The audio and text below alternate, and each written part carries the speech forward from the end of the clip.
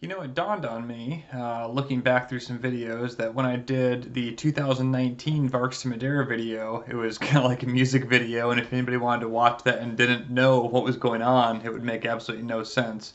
So I thought it might be fun to go back to that video and kind of explain what's going on and give a little bit more narrative. So I'll basically voice over that whole video here. But before I do that, if you like any of these videos, go ahead and subscribe, and that will really help YouTube sort of elevate RV content and experimental aviation content by seeing more subscriptions. And also, it's just fun for me to see that people are actually enjoying the videos, and that's a good way that I can know that that's happening. So again, take a second if you don't mind and subscribe to the channel. If you think you might like the video, you can always unsubscribe when it's done if you don't like it. Thanks. Alright, so now I'll just basically voice over the video exactly as you could see it in the other version here on the channel. This one's just going to have a little bit of narration. So this was going down to the West Coast Raven sponsored RV formation clinic in Madera, California. There was 4 of us, me, Vic, Brian, and Andy.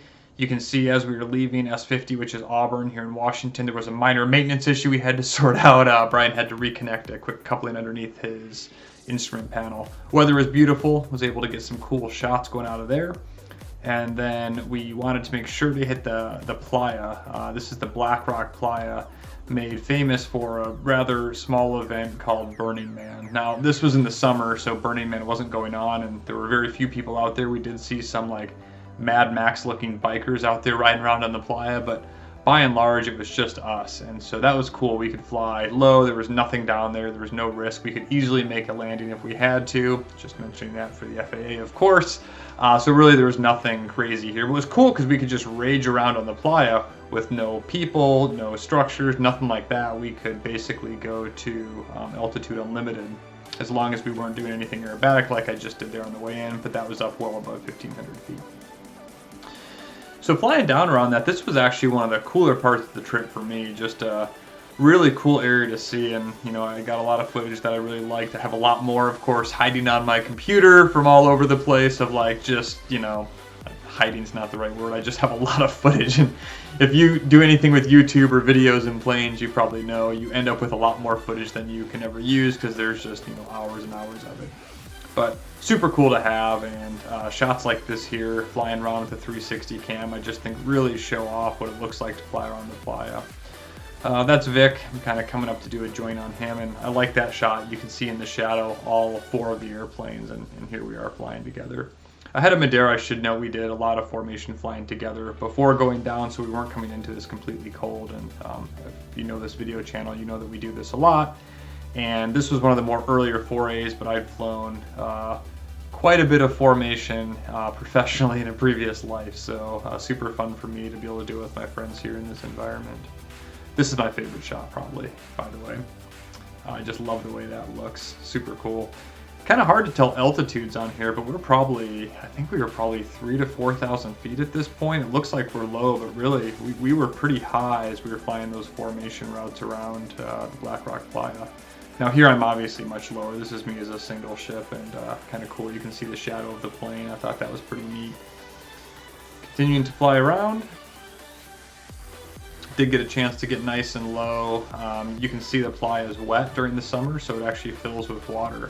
I'd reached out to the airport manager for the Burning Man airport. They set up a makeshift airport out there in the playa, and he emailed back right away. Super cool. It's like a Tuesday night at like 11 p.m. and I asked, are there is the airport like there? Is it marked? Anything like that? He said, nope, there's nothing there right now. Head out there, just beware, the ground's probably wet, so I don't advise landing. Here I am, just raging around, not very high off the ground. Pretty cool, pretty fun.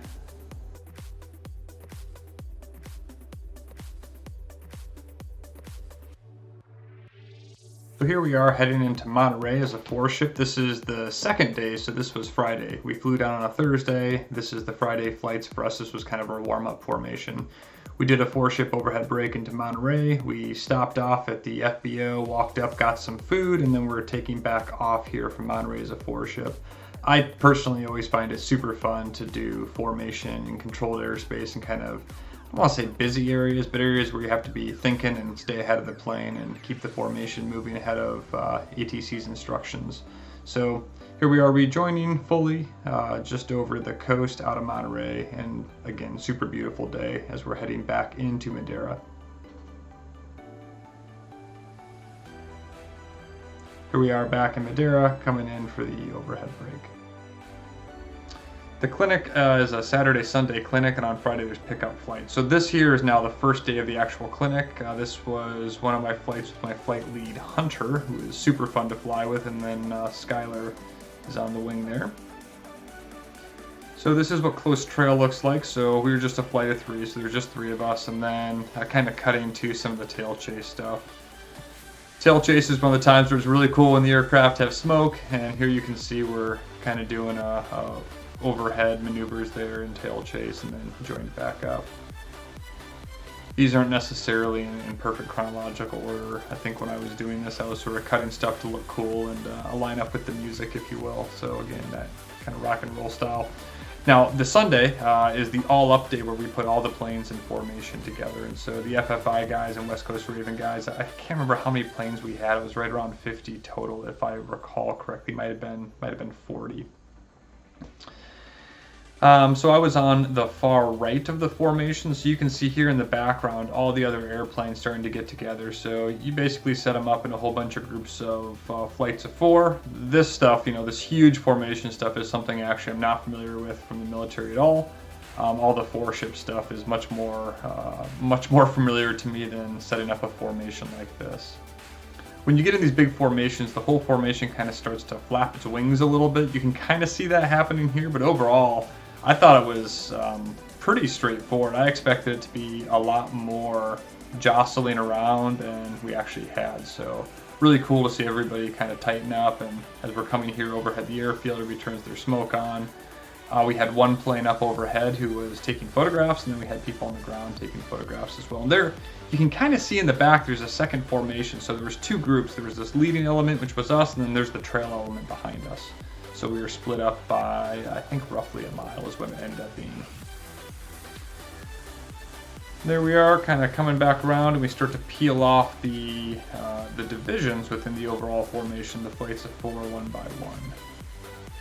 And just like a standard formation flight, then we come back into the overhead, into the break at the field, and we all peel off and land.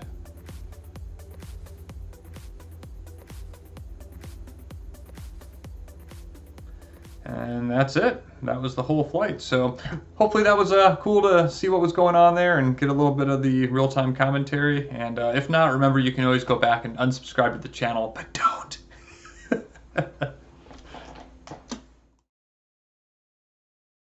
One last thing before I go, if you are an RV flyer and you want to fly formation, definitely recommend, for sure, getting some instruction on how to do that rather than just going out and cowboying it up out there. So things like the West Coast Clinic, I thought they did a fantastic job. There's other clinics throughout the United States, or just flying with people who have some idea of what they're doing, of course, is the right thing to do there. This is not even a legal disclaimer, although I guess I could call it that. It's more a matter of, formation can actually be extremely dangerous if not executed safely. And so making sure you know what those flight parameters are is critical to flying an RV in this way. That's it.